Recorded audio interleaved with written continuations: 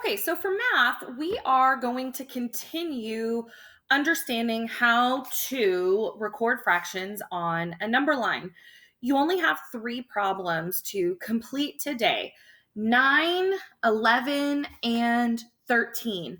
I'm actually going to read each of the word problems for you. I'm going to help you with number 9, but you're on your own for 11 and 13. But just to review, when you have the fraction, remember you have a numerator and denominator. That numerator is the top number, and that's the number of parts counted or separated, which in our case with the number line is going to be how many gaps you count. And then the bottom number is the denominator.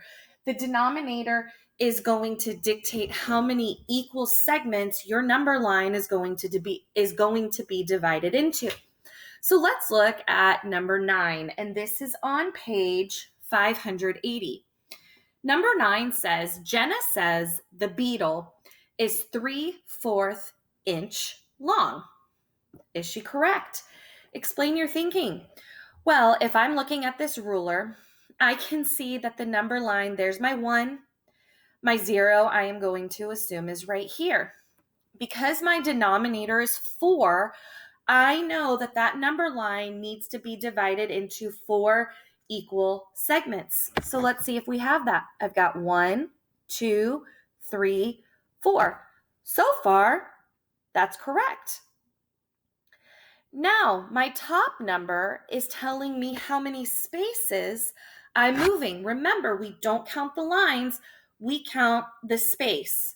So 3, 1, 2, 3.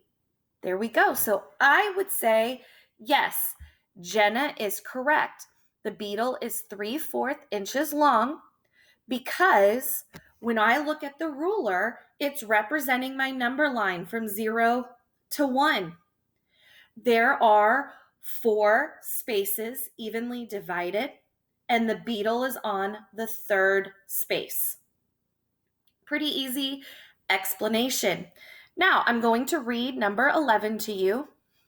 It says, Jerry walked from his home to school. The 0 represents home, and the 1 represents school on the number line below. The total distance is divided into 6 equal parts. Let's think about that. The total distance is divided into 6 equal parts. Does that mean 6 is going to be on the top or on the bottom?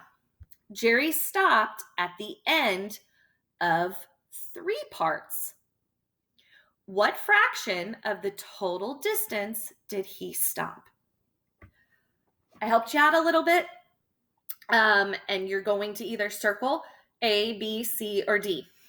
And then the last question is number 13. It says, explain.